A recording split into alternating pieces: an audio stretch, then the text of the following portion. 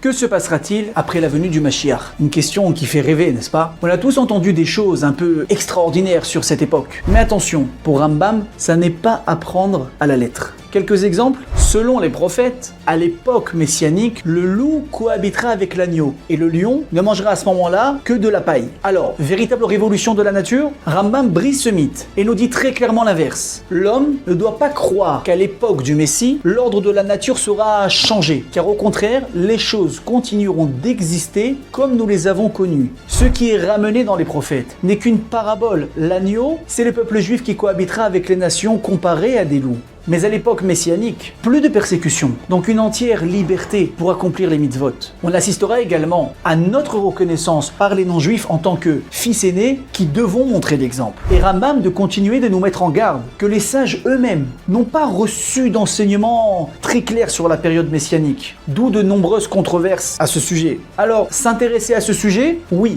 mais d'un peu loin. Et puis, qui vivra verra. Quand le Mashiach viendra, grâce à nos mérites, nous aurons tout le loisir de nous rendre compte par nous-mêmes de la différence et surtout d'encore mieux nous rapprocher de Dieu.